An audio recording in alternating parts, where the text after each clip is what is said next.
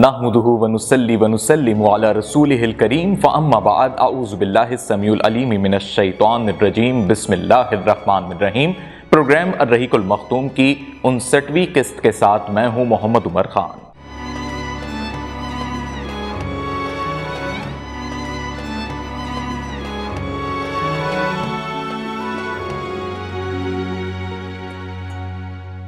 ناظرین محترم، گزشتہ قسط میں ہم نے آپ کو احد کی جنگ کے بعد کی صورتحال سے آگاہ کیا تھا، جس کے لیے احد کے اگلے دن یعنی اس جنگ کے اگلے روز ہی آپ صلی اللہ علیہ وسلم نے ایک پیش قدمی کی تھی، اور اسے تاریخ میں غزوۃ الحمراء الاسد کا نام دیا جاتا ہے۔ گویا کہ یہ آمنا سامنا نہیں ہوا مشرکین کا اس میں، اور اس میں باقاعدہ جنگ نہیں ہوئی، لیکن 3 دن تک آپ صلی اللہ علیہ وسلم نے جس جگہ پر قیام کیا، اس سے جو دہشت اور جو رعب مشرکین اور کفار کے دلوں میں بیٹھا تو وہ واپس پلٹ کر مکے چلے گئے۔ گویا کہ اس طرح آپ صلی اللہ علیہ وسلم کی یہ حکمت بہت ہی زیادہ کامیاب رہی اور مدینہ محفوظ رہا، ورنہ ابو سفیان سمیت جو قریش کے دیگر سردار اس وقت موجود تھے احد کی جنگ لڑنے کے بعد، اور اسی جگہ پہ وہاں پہ موجود تھے یعنی مدینے سے قریب تھے، تو وہ یہ مشاورت کر رہے تھے کہ ہم مدینے پر حملہ آور ہوں یا مکے چلے جائیں، اور یہ انہوں نے طے کر لیا تھا کہ مدینے پر ایک دفعہ وہ دھاوا بول ہی دیں، لیکن آپ صلی اللہ علیہ وسلم کی یہ پیش قدمی کام آ گئی اور وہ واپس لوٹ گئے۔ اب پورے عرب کے اندر ناظرین کرام یہ چرچا ہو چکا تھا کہ احد کے میدان میں ایک ایسی جنگ ہوئی ہے جو باقاعدہ طور پہ دونوں فریقین کی کامیابی کا سبب نہیں بنی، لیکن جو پلڑا بھاری رہا اس میں وہ مشرکین کا رہا، اور وہ اس طریقے سے رہا کہ انہوں نے مسلمانوں کے پاس آ کر وہ جنگ کی، اور احد کے میدان میں جو زیادہ جانی نقصان ہوا اس میں مسلمانوں کا ہوا، اور آپ صلی اللہ علیہ وسلم کے زخمی ہونے کی جو اطلاعات پہنچی دیگر عرب کے قبائل میں اور قافلوں میں، تو اس سے مسلمانوں کے لیے لوگوں نے یہ ذہن بنا لیا کہ اس جنگ میں اگر پلڑا بھاری رہا تو مشرکین کا رہا، اور مسلمان اس جنگ میں کمزور دکھائی دیے۔ لہٰذا اب یہ بات مسلمانوں کے لیے مشکل کن تھی کہ ان لوگوں کے جب دلوں میں اور ذہنوں میں یہ اطلاعات مسلمانوں کے لیے آ جائیں، ان قبائل کے دلوں میں اور ذہنوں میں، کیونکہ یہ وہ قبائل ہیں جو موقع کی تلاش میں تھے کہ جہاں مسلمان کمزور دکھیں تو ہم بھی دھاوا بول دیں، تو اب یہ ایک پریشان کن صورتحال تھی مسلمانوں کے لیے۔ ناظرین محترم، یہ بات بھی بڑی عام ہو چکی تھی کہ ابو سفیان نے جب حضرت عمر بن خطاب سے جاتے جاتے مکالمہ کیا اور اس میں یہ چیلنج کر دیا تھا کہ آئندہ برس ہم پھر آ کر جنگ کریں گے اور بدر میں اب جنگ ہوگی، تو یہ چیلنج اور یہ مکالمہ اور اس کے الفاظ بھی عرب کے دیگر قبائل میں، مدینے کے اطراف کے جو قبائل ہیں ان تک پہنچ چکے تھے، جن میں بدو بھی شامل تھے، جن میں وہ تمام تر قبائل اور وہ تمام تر علاقے بھی شامل تھے جہاں پر یہود موجود تھے۔ یہودیوں کے حوالے سے ہم آپ کو گزشتہ قسطوں میں بتا چکے ہیں کہ جو جنگ قینقاع ہوئی، غزوہ قینقاع، اس میں جو قینقاع کا قبیلہ تھا وہ تو چلا گیا، لیکن ابھی یہودیوں کا ایک اور بنو نذیر کے نام سے ایک قبیلہ بڑا موجود ہے، اور اشرف بن کعب بن اشرف کے قتل کے بعد جو صورتحال رہی وہ ان کے دلوں میں بڑے بغض کی رہی، لیکن اس بنو نذیر کا اور مسلمانوں کا آپس میں معاہدہ ہوا ہے کہ مدینے کے اندر یہ ایسا کچھ بھی آپس میں جنگ کا معاملہ نہیں کریں گے، نہ ایک دوسرے کے لوگوں کو ماریں گے۔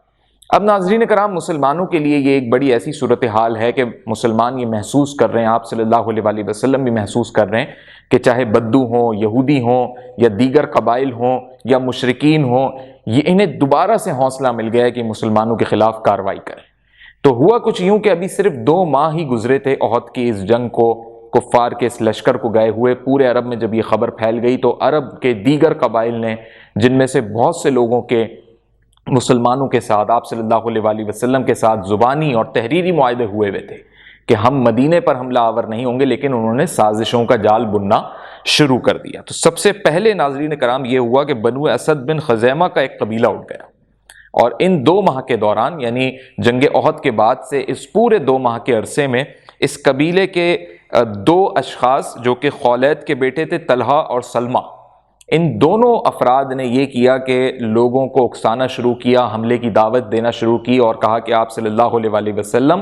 اور صحابہ پر ہم نے حملہ کرنا ہے۔ گویا کہ یہ اپنے دلوں میں پرانا بغض لیے بیٹھے تھے کہ مسلمان مدینے کیسے آ گئے، اور اب جب مسلمانوں کو کمزور ہوتا دیکھ رہے تھے تو ان لوگوں نے یہ ترتیب لگائی کہ ہم اس وقت حملہ آور ہو جائیں تو مسلمان اور کمزور پڑیں گے، یعنی ان کے ذہنوں میں یہ تھا کہ مسلمان اس وقت خوف کا شکار ہیں۔ تو 2 ماہ میں انہوں نے اپنی پوری مہم مکمل کر کے جب مسلمانوں پہ چڑھائی کا یہ فیصلہ کر رہے تھے تو اس بات کی خبر آپ صلی اللہ علیہ وآلہ وسلم تک پہنچی، اور حضرت ابو سلمہ رضی اللہ تعالی عنہ کو علم دے کر آپ صلی اللہ علیہ وآلہ وسلم نے سپہ سالار بنایا اور کہا کہ ان کے خلاف جا کے آپ کارروائی کریں، باقاعدہ جنگ کریں۔ تو چونکہ آپ صلی اللہ علیہ وآلہ وسلم اس میں خود شریک نہیں ہو پا رہے تھے اور ابو سلمہ کی آپ نے ذمہ داری لگائی تھی، اس لیے یہ سریہ کہلائے گا اور تاریخ میں یہ سریہ ابو سلمہ کے نام سے مشہور ہوا۔ اب آپ ہیبت دیکھیے گا مسلمانوں کی ناظرین کرام کہ ایک طرف یہی بنو اسد بن خزیمہ جس کے نوجوانوں نے ان 2 ماہ کے دوران دعوتیں دے دے کے لوگوں کو اکٹھا کیا کہ مسلمانوں کے خلاف لڑنا ہے احد میں، اب وہ کمزور پڑ گئے، یہی اچھا موقع ہے کہ مسلمانوں کو ہم بھی ماریں اور اپنا پرانا بدلہ بھی لیں کہ مسلمان مدینے میں کیوں آئے، یہ تو ہمارے علاقے تھے۔ تو اب جب وہ بدلہ لینے کی غرض سے سب کو اکٹھا 2 مہینے میں کر چکے، اور جب ابو سلمہ رضی اللہ تعالی عنہ کو آپ صلی اللہ علیہ وآلہ وسلم نے روانہ کیا تو آپ مسلمانوں کی ہیبت کا اندازہ لگائیے کہ جب ابو سلمہ اور مسلمان صحابہ وہاں پر پہنچے تو ان کے پہنچنے سے پہلے ہی ان کی جب آمد کی اطلاع اس قبیلے کو ملی تو یہ ڈر کر بھاگ گیا، اور ایسے بھاگے کہ یہ اپنے اونٹ چھوڑ گئے، بکریاں چھوڑ گئے اور اپنا اناج بھی چھوڑ گئے، لہٰذا کوئی 2 بدو جنگ نہیں ہو سکی اور مسلمانوں نے ان کا انتظار بھی کیا لیکن یہ واپس لوٹ کے بھی نہیں آئے، گویا کہ اس میں کوئی واضح ہتھیار نہیں چلے، لیکن تاریخ میں یہ سریہ ابو سلمہ کے نام سے مشہور ہے، اور پھر مسلمان ان کی بکریاں، اونٹ، جو اناج اور غلہ تھا وہ لے کر واپس پہنچ گئے، اور تاریخ میں محرم میں سن 4 ہجری میں یہ واقعہ پیش آیا، یعنی شوال میں آپ یہ سمجھیے 3 ہجری کے اندر کہ احد کا واقعہ پیش آیا، اور جیسے ہی نیا سال لگا اسلامی کیلنڈر کے مطابق محرم کا چاند دکھا تو اس وقت یہ سریہ پیش آیا جسے سریہ ابو سلمہ کہا جاتا ہے۔ اب اس سے یہ تو بات طے ہو گئی ناظرین کرام کہ جو دیگر قبائل ہیں ان میں بدلے کی جو پرانی آگ تھی یا وہ مسلمانوں کو کمزور ہوتا دیکھ رہے تھے تو انہوں نے یہ کارروائیاں شروع کر دی تھی۔ اسی میں عبداللہ بن انیس کی بھی ایک مہم شامل ہے، اور وہ اس طریقے کی ہے ناظرین کرام کہ جب یہ خبر ملی کہ خالد بن سفیان حذلی مسلمانوں پر حملہ کرنے کے لیے فوج جمع کر رہا ہے تو آپ صلی اللہ علیہ وآلہ وسلم نے اس کے خلاف کارروائی کے لیے حضرت عبداللہ بن انیس رضی اللہ تعالی عنہ کو یہ ذمہ داری سونپی کہ آپ جا کر ان کے خلاف کارروائی کریں، اور وہ بھی جب کارروائی کرنے گئے تو 18 روز تک اس کارروائی کا سلسلہ جاری رہا۔ 23 محرم کو واپس وہ تشریف لائے اور انہوں نے خالد بن سفیان حذلی جو کہ باقاعدہ طور پہ اس کا کوئی ایسا قبیلہ نہیں تھا، یعنی یہ اب یہ سمجھیں یہ وہ باشندگان ہیں جو لٹیرے تھے یا ان کے قبیلے پورے شامل نہیں تھے، لیکن کچھ افراد اٹھ جاتے تھے جو اپنے آپ کو بڑا سردار اور بڑا ہمیں مانا جائے اور ان کے ساتھ لوگ ہوتے تھے، تو وہ حملے کی تیاری کر رہا تھا، لیکن عبداللہ بن انیس نے اس کے ساتھ جا کے مقابلہ کیا، اسے قتل کیا اور اس کا سر کاٹ کے لے کر آ گئے تھے اور آپ صلی اللہ علیہ وآلہ وسلم کی خدمت میں پیش کیا۔ تو آپ صلی اللہ علیہ وآلہ وسلم نے اپنا ایک عصا دیا، ایک لکڑی دی، ایک چھڑی دی اور کہا کہ اس کو تم اپنے پاس رکھنا، قیامت کے روز یہ نشانی ہوگی کہ جو تم کام کر کے آئے ہو اس کا تمہیں بہت بڑا اجر ملے گا، یعنی آپ صلی اللہ علیہ وآلہ وسلم نے جو اس چیز کا اجر ہے وہ دنیا میں نہیں بتایا، آخرت کے لیے وہ انعام رکھا۔ تو جب حضرت عبداللہ بن انیس کا انتقال ہو گیا تو انہوں نے وصیت کی تھی کہ یہ جو عصا آپ صلی اللہ علیہ وآلہ وسلم نے نشانی کے طور پہ دیا تھا کہ اس صلے کا اجر تمہیں روز حشر میں دلواؤں گا، اور کیا اجر ہوگا وہ اللہ کا رسول اور اللہ جانتا ہے۔ تو وہ عصا جب حضرت عبداللہ بن انیس کو دفنایا جا رہا تھا تو کفن میں ہی ان کے ساتھ لپیٹ دیا گیا اور قبر میں ہی ان کے ساتھ اتار دیا گیا۔ اس کے بعد ناظرین کرام محرم کے بعد سفر کا چاند دکھا، سن 4 ہجری تھی، تو رسول اکرم صلی اللہ علیہ وآلہ وسلم کے پاس عزل اور قارہ کے کچھ لوگ حاضر ہوئے۔ اب یہ 2 مختلف قبائل ہیں جو آپس میں ایک دوسرے کے قریب رہتے تھے، ان کی شناخت جو ہے عزل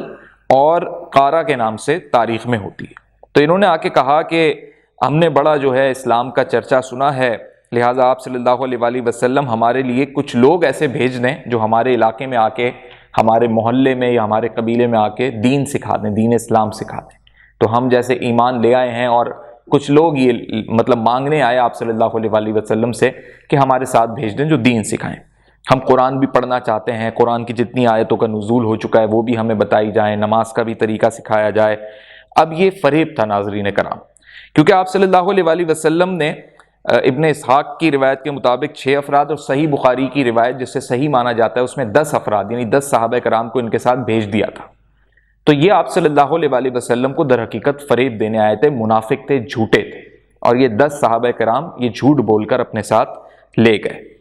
جب یہ اپنے ساتھ لے گئے تو آپ صلی اللہ علیہ وآلہ وسلم نے جو 10 صحابہ کا دستہ یا گروہ ان کے ساتھ بھیجا تو اس کی جو قیادت تھی وہ حضرت عاصم بن ثابت رضی اللہ تعالیٰ عنہ کر رہے تھے۔ اور جب یہ قبیلہ حذیل کے رجی نامی ایک چشمے پر پہنچا، یعنی جب یہ ان کو لے کر ایک ایسی جگہ پہنچے جو قبیلہ حذیل کے نام سے ایک جگہ مشہور تھی، اور وہاں پر ایک چشمہ پھوٹتا تھا، اس چشمے کا نام رجی تھا، تو وہاں جا کر ناظرین کرام ان لوگوں نے یہ حرکت کی کہ اسی قبیلہ حذیل کی ایک اور شاخ تھی بنو لحیان، بنو لحیان کے ساتھ ان کا پہلے سے یہ منصوبہ بنا ہوا تھا کہ ہم اس طرح جائیں گے، آپ صلی اللہ علیہ وآلہ وسلم کو فریب دیں گے، جھوٹ بولیں گے،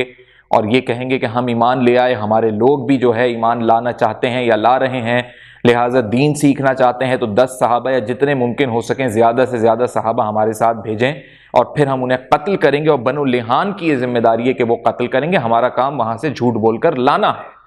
تو انہوں نے یہی کام کیا، اور 10 صحابہ کرام یہ آپ صلی اللہ علیہ وآلہ وسلم کی اجازت سے اپنے ساتھ لے کر آئے۔ تو ناظرین کرام، قبیلہ حذیل کی ایک شاخ تھی بنو لحیان، اور اس کے تقریباً 100 تیر انداز تھے جن کو یہ اشارہ کیا ان افراد نے، اور پھر یہ تیر انداز وہاں پر پہنچے مسلمان صحابہ کو قتل کرنے کے لیے۔ تو اس وقت مسلمان صحابہ کو جب علم ہوا تو وہ ایک ٹیلے پر چڑھ گئے۔ جب وہ ایک ٹیلے پر پہنچے تو بنو لحیان نے ان کو نیچے گھیر لیا اور کہا کہ تمہارے لیے عہد و پیما ہے کہ اگر ہمارے پاس اتر آؤ تو تمہارے کسی آدمی کو قتل نہیں کریں گے۔ گویا انہوں نے، بنو لحیان والوں نے صحابہ کو اس طریقے سے گھیر لیا کہ کہا کہ ہم تمہیں قتل نہیں کریں گے، تم بس ہمارے پاس آ جاؤ، جیسے حراست میں لے لیں گے یا قیدی بنا لیں گے۔ تو حضرت عاصم نے اترنے سے انکار کر دیا، اور حضرت عاصم کی ہی سربراہی میں یہ 10 صحابہ کرام گئے تھے، اور ان کے رفقا نے بھی کہا کہ ہم ان سے لڑتے ہیں، ہم اتر کے اپنے آپ کو ان کے حوالے نہیں کریں گے۔ بالآخر انہوں نے تیروں کی بوچھاڑ کر دی۔ تو صحابہ کے پاس اس وقت اتنے زیادہ ہتھیار نہیں تھے کیونکہ دین کی تبلیغ کے لیے نکلے تھے،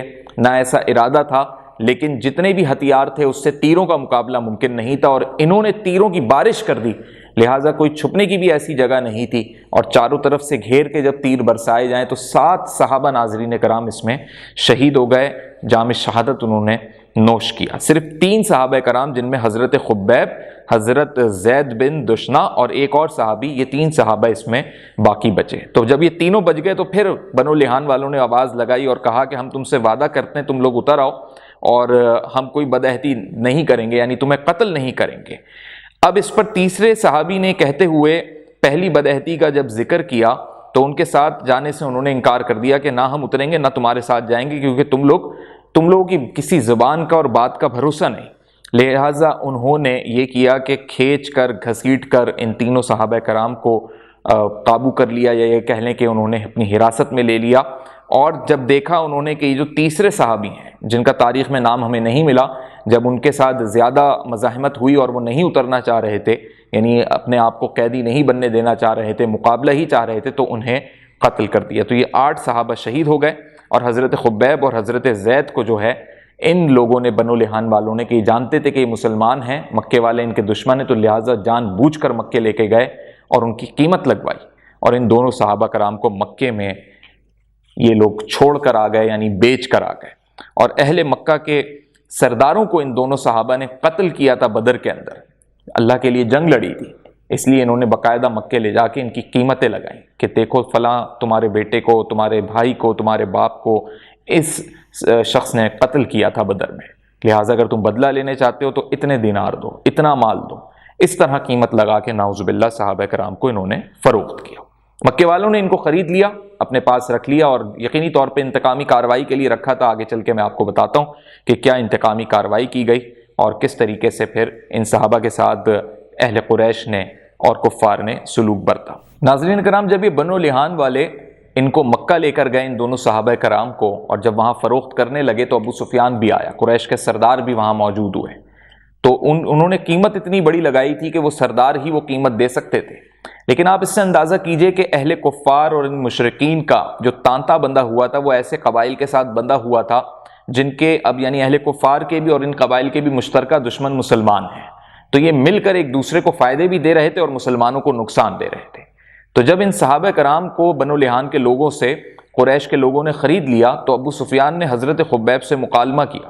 اور مکالمہ یہ کیا کہ کیا تمہیں یہ ٹھیک لگ رہا ہے کہ ہم اس طرح تمہیں قتل کر رہے ہیں؟ اس سے بہتر یہ نہیں ہوتا کہ تمہاری جگہ محمد کو نعوذ باللہ ہم قتل کر دیتے ہیں؟ یعنی ایک طریقے سے انہوں نے اکسانا چاہا کہ اگر خبیب جو ہیں وہ ہماری طرف آ جائیں اور وہ ہماری بات مان جائیں تو ان کا استعمال کر کے ہم کوئی ایسی سازش رچائیں کہ نعوذ باللہ ہماری تلواریں حضور اکرم صلی اللہ علیہ وآلہ وسلم تک پہنچ جائیں۔ لیکن حضرت خبیب نے کہا کہ تم کیسی بات کرتے ہو؟ مجھے تو اس میں بڑی خوشی محسوس ہو رہی ہے کہ حضور اکرم صلی اللہ علیہ وآلہ وسلم مدینے میں محفوظ ہیں، ساتھ خیریت سے ہیں اور ان پر کوئی تکلیف نہیں آئے گی، اور مجھے اس بات کی خوشی ہے کہ میں اگر قتل کیا جا رہا ہوں۔ انہوں نے یہ بھی کہا کہ جو بھی دکھ، درد اور تکلیف آپ صلی اللہ علیہ وآلہ وسلم کی طرف بڑھ رہی ہے، میری تو یہ خواہش ہوگی اور خوشی ہوگی کہ میں اس کے راستے میں آ جاؤں، اور وہ تکلیف ہو، وہ کوئی بھی چیز ہو، وہ کوئی بھی قسم کا درد ہو یا موت ہی کیوں نہ ہو، تو وہ مجھے آ کر گلے لگا لے، لیکن میرا نبی محمد صلی اللہ علیہ وآلہ وسلم محفوظ رہیں۔ جب حضرت خبیب کا یہ جذبہ اہل قریش نے دیکھا تو انہوں نے یہ سوچ لیا کہ اب حضرت خبیب کو قتل کر دیا جائے، اور اس کے بعد مشرکین نے انہیں اس طرح قتل کیا کہ نعوذ باللہ انہیں سولی پر لٹکایا گیا، یعنی پھانسی دی گئی، اور ان کی لاش کی نگرانی کے لیے بھی آدمی مقرر کر دیے، یعنی ایک ایسا وہ عبرت کا نشان بنانا چاہتے تھے کہ سولی پر لٹکی ہوئی لاش کئی دن لٹکی رہے۔ لیکن حضرت عمر بن امیہ زمری رضی اللہ تعالیٰ عنہ مسلمان ہو چکے تھے، مکے کے اندر موجود تھے، ہجرت نہیں کی تھی۔ تو جب انہوں نے یہ سلسلہ دیکھا کہ انہوں نے حضرت خبیب کو اس طرح شہید کر دیا ہے اور اب یہ لاش کی بے حرمتی کریں گے، تو انہوں نے رات کے ایک پہر میں جو پہرے دار تھے ان کو جھانسا دے کر حضرت خبیب کی جسد خاکی کو وہاں سے وہ لے گئے، اور ان کی بڑی یہ ہمت تھی کہ انہوں نے مکے کے اندر رہتے ہوئے یہ کارروائی کی، اور اس کے بعد حضرت خبیب کی انہوں نے تدفین کی۔ تاریخ میں ناظرین اکرام یہ ہے کہ عقبہ بن حارث نے حضرت خبیب کو سولی چڑھایا، یعنی قتل کیا، اور اس کی وجہ اس نے یہ بتائی کہ عقبہ بن حارث کا جو باپ تھا اب حارث، اس کو حضرت خبیب نے اپنی تلوار سے بدر کے میدان میں قتل کیا تھا۔ صحیح بخاری میں روایت ہے کہ حضرت خبیب ناظرین کرام وہ پہلے صحابی رسول ہیں کہ جب انہیں سولی پر چڑھایا جا رہا تھا تو پوچھا ان سے کہ کوئی تمہاری خواہش ہے، کوئی بات ہے تو بتا دو۔ تو حضرت خبیب نے کہا کہ میں 2 رکعت نماز نفل ادا کرنا چاہتا ہوں یا شکرانہ ادا کرنا چاہتا ہوں اللہ کے حضور۔ اور حضرت خبیب وہ پہلے شخص ہیں جنہوں نے اپنی موت سے قبل، اپنی شہادت سے قبل یہ جانتے ہوئے تو 2 رکعت نماز ادا کی، جس پر انہوں نے بعد میں سلام پھیرنے کے بعد یہ وضاحت دی کہ یہ نہ سمجھنا کہ مجھے زندگی کی مہلت کی طلب تھی، بلکہ میں نے صرف اللہ کا شکر ادا کیا کہ میں اللہ کے دین پر قائم رہا اور ایمان کے ساتھ مجھے موت نصیب ہو رہی ہے۔ یہ جو 10 صحابہ کرام جن کے ساتھ ان دونوں قبائل نے بد عہدی کی، آپ صلی اللہ علیہ وآلہ وسلم کے ساتھ بد عہدی کی، عزل اور قارہ کے نام سے جو قبائل تھے،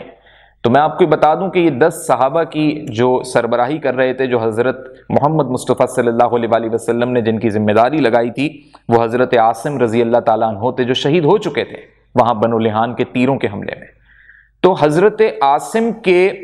لیے بھی اہل قریش بالکل ایسے ہو رہے تھے کہ جب حضرت خبیب اور حضرت زید کو لا کر فروخت کیا تو وہ کہنے لگے عاصم بھی اگر مل جاتا تو ہم اس کی بھی منہ بولی قیمت دیتے۔ تو بنو لحان چونکہ انہیں شہید کر چکے تھے، اب انہیں نہیں پتا تھا جسد خاکی کہاں ہے، تو یہ تک انہوں نے کہا کہ اگر چلو قتل کر دیا ہے تو ہمیں جسم کے ٹکڑے لا دو، نعوذ باللہ۔ یعنی آپ ان کی دشمنی اور عداوت کا مقام دیکھیے اہل کفار اور مشرکین کی، کہ اگر قتل ہو گئے تو تب بھی ان کے سینوں میں، ان کے ذہنوں میں صبر نہیں آیا۔ اصل میں انہوں نے بے دردی اور بے حرمتی کرنی تھی صحابہ کرام کی، تو اس وجہ سے انہوں نے کہا کہ اگر ہمیں کوئی ٹکڑا بھی لا دو گے ان کے جسم کا کاٹ کے، نعوذ باللہ، تو اس کی بھی ہم تمہیں قیمت دیں گے۔ تو ناظرین کرام، یہ اتنے زیادہ بربریت برتانے والے اور اتنے زیادہ وحشی سوچ کے مالک یہ مشرکین اور اہل کفار تھے، اور اللہ نے اپنے نبی صلی اللہ علیہ وآلہ وسلم کو ایسی قوم میں بھیجا، یعنی اتنی مشکل قوم جو درندگی پر اتری ہو، جو آپ صلی اللہ علیہ وآلہ وسلم کی مسلسل نافرمانی پر اتری ہو، لالچی ہو، ہر قسم کی برائیوں میں مصروف عمل ہو، اس میں آپ صلی اللہ علیہ وآلہ وسلم اتنا مشکل کام انجام دے رہے ہیں۔ اب ناظرین کرام، اسی مہینے میں، جس مہینے میں یہ رجی کا واقعہ پیش آیا، اور تاریخ اس بات کی گواہ ہے کہ ماہ سفر کی اس 4 ہجری کے اندر ہی ایک اور واقعہ پیش آیا جو اسی سے ملتا جلتا ہے، اس نے بہت آپ صلی اللہ علیہ وسلم کے دل کو ٹھیس پہنچائی۔ وہ واقعہ کچھ یوں ہے ناظرین کرام کہ ایک شخص عامر بن مالک، اور یہ بڑا مشہور تھا، نیزوں سے کھیلنے والا یہ مشہور تھا، اس کا ایک لقب بھی تھا ملعب الاسنا، عربی میں کہتے ہیں اس شخص کو جس کو نیزوں سے کھیلنے کی عادت ہو، ماہر ہو نیزے چلانے کا، آنکھیں بند کر کے نیزے چلاتا تھا۔ تو ناظرین کرام یہ نبی پاک صلی اللہ علیہ وسلم کی خدمت میں مدینے میں حاضر ہوا عامر بن مالک، اور اس نے آپ صلی اللہ علیہ وسلم سے کہا کہ مجھے آپ اسلام کی دعوت دیجئے، اور جب اس کو دعوت دی گئی تو اس نے کہا میں اسلام تو فی الحال قبول نہیں کرتا، لیکن میں دوری بھی اختیار نہیں کرنا چاہوں گا، یعنی اس نے ایسا اظہار کیا کہ اس کو ابھی تھوڑا اور وقت لگے گا۔ اس نے ایک ایسا فریب دینے کی کوشش کی ناظرین کہ میں مسلمان ہو جاؤں گا لیکن ابھی نہیں ہو رہا۔ تو آپ صلی اللہ علیہ وسلم نے اس سے اس بارے میں پوچھا تو اس نے کہا کہ میرے جو باقی لوگ ہیں، مطلب میں اکیلا نہیں ہو سکتا، سب کے ساتھ ہی مسلمان ہوں، تو بہتر یہ ہے کہ وہاں پر تبلیغ دلوا دیں۔ اور اس نے کہا اے اللہ کے رسول، اگر آپ اپنے اصحاب کو دعوت دین کے لیے اہل نجد کے پاس بھیج دیں، یہ اہل نجد میں سے تھا، تو مجھے امید ہے کہ وہ لوگ آپ کی دعوت قبول کر لیں گے۔ لہٰذا اس نے یہ کہا کہ میں جیسے آپ کی ایسے مدد کر رہا ہوں کہ میں نے خود تو دین اسلام کو قبول نہیں کیا، لیکن اہل نجد والوں کے لیے اس نے یہ اطلاعات دیں کہ وہ لوگ بڑے بے قرار اور ان کی تمنا ہے، اور مسلمان اگر وہاں جائیں تو وہ لوگ اسلام قبول کر لیں گے۔ تو آپ صلی اللہ علیہ وسلم نے فرمایا کہ اپنے صحابہ کے متعلق مجھے اہل نجد سے خطرہ ہے، کیونکہ اہل نجد پہ بھی بھروسہ نہیں کیا جا سکتا تھا۔ تو اس شخص نے کہا کہ آپ بے فکر رہیں، اس بات کی ذمہ داری میں لیتا ہوں کہ میں خود ان کے ساتھ جاؤں گا، اور اگر کوئی بھی ایسے خطرے کی بات ہوگی تو میں انہیں آگے نہیں بڑھنے دوں گا، اور اہل نجد کو میں روکوں گا، کیونکہ میری اور اہل نجد کی جو بات چیت ہے، جو میرا مقام ان کی نظروں میں، وہ بہت مختلف ہے۔ اب ناظرین کرام یہاں بڑی اہم بات یہ ہے کہ آپ صلی اللہ علیہ وسلم نے اہل نجد کو دیکھتے ہوئے کہ وہ ایک بڑی تعداد میں ہیں، تو بڑا ایک دستہ صحابہ کا وہاں جائے، اور سب سے بڑی بات عامر بن مالک نے جو فریب دیا اور جو جھوٹ یہاں بولا، تو نبی پاک صلی اللہ علیہ وسلم کے ساتھ اس نے یہ عہد کیا، اور اس عہد کی بنیاد پہ آپ صلی اللہ علیہ وسلم نے صحیح بخاری کی حدیث کے مطابق 70 صحابہ کرام کو اس کے ساتھ بھیج دیا۔ ناظرین کرام 70 صحابہ کے ساتھ یہ شخص جا رہا ہے، اور راستے میں یہ رکتے رکاتے جا رہے ہیں، اور ان کا طرز عمل صحابہ کا یہ تھا کہ یہ دن کے اندر لکڑیاں کاٹ رہے تھے، یعنی ساتھ ساتھ جو اپنی معاشی نظام کی بہتری ہے اس کے لیے بھی یہ اقدامات کر رہے تھے، اور اقدامات اس سلسلے میں تھے کہ ایک سفر تھا، اس کے لیے اخراجات ہوتے ہیں، اور کوئی کسی کے اونٹ چرا رہا تھا، یعنی جس کو راستے میں جو کام مل رہا تھا وہ بھی یہ ساتھ ساتھ کرتے ہوئے جا رہے تھے۔ تو ایک مقام ایسا آیا ناظرین کرام اسی سفر کے دوران کہ اس مقام پر جب یہ پہنچے تو یہ کنواں تھا، اور اس کنویں کا تعلق بنو عامر اور حرہ بن سلیم کے اس قبیلے سے تھا، یعنی دونوں ان قبائل کے درمیان یہ موجود تھا۔ تو وہاں پڑاؤ ڈالا گیا کہ پانی یہاں پر موجود ہے، لہٰذا یہاں پر کچھ وقت رکا جائے، اور جب یہ یہاں پر رک گئے تو اب یہ شخص عامر بن مالک جس نے یہ پورا منصوبہ بنایا ہوا تھا کہ اس طرح سے میں صحابہ کو دھوکہ دے کر لے کر آؤں گا، اور پھر جب یہ صحابہ کو اپنی ضمانت پر لے کر آ گیا، وعدے کر کر لے کر آ گیا، تو یہاں اس نے یہ سلسلہ بنایا ہوا تھا پہلے سے کہ اس مقام پر پہنچ کر میں پھر اشارہ کروں گا یا آواز لگاؤں گا، تو پھر دو قبائل کے لوگ یا پھر جو اس کے جان پہچان کے لوگ ہیں وہ آ کر ٹوٹ پڑیں گے۔ اس کی یہ سوچ تھی کہ بہت سے قبائل جو مسلمانوں سے دشمنی رکھتے ہیں ان کے ہاتھوں میں نعوذ باللہ صحابہ کو قتل کرواؤں گا۔ تو سلسلہ کچھ یہ ہوا ناظرین کرام کہ جو ام سلیم ہے اس کا ایک بھائی حرام رضی اللہ تعالیٰ عنہ، اور اس کو رسول اکرم صلی اللہ علیہ وسلم کا خط دے کر دشمن خدا عامر بن طفیل کے پاس روانہ کیا گیا۔ جب یہ خط لے کر پہنچے جو کہ دعوت اسلام سے متعلق تھا، تو اس شخص نے عامر بن طفیل نے خط کھول کر دیکھنا بھی پسند نہیں کیا، گوارا نہیں کیا۔ لہٰذا اس ام سلیم کے قبیلے کے اس شخص نے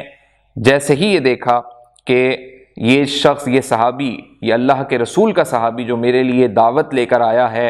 اور خط میں لے کر آیا ہے، یعنی ایک عزت کا مرتبہ ہوتا ہے کہ کسی نے آپ کو خط لکھا ہے، پڑھا جاتا ہے، اور جو خط لے کر آتا ہے اس کو تو ہرگز قبائل کے اندر یا پرانے زمانے میں، عرب زمانے میں بھی قتل نہیں کیا جاتا تھا،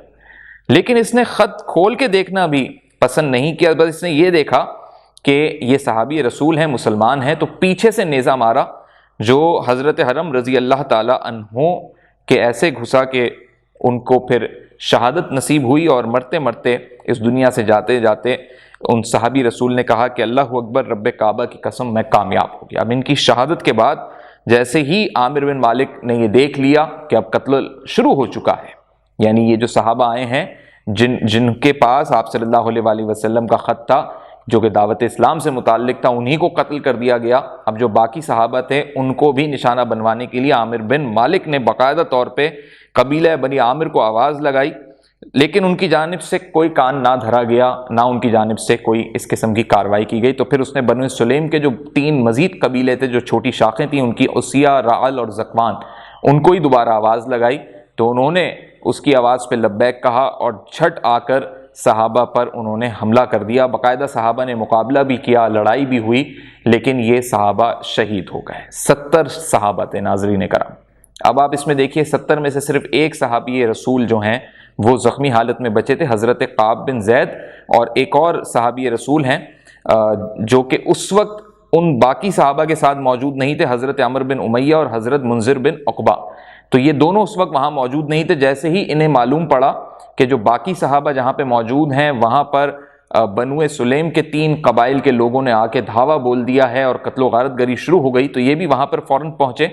تو حضرت منذر جو ہیں وہ تو لڑتے لڑتے شہید ہو گئے تھے، لیکن حضرت عمر بن امیہ زمری کو قید کر لیا گیا، اور جو حضرت قعب بن زید ہیں وہ زخمی ہو گئے۔ یعنی آپ سمجھیں 70 میں سے 68 صحابہ کرام شہید ہو گئے،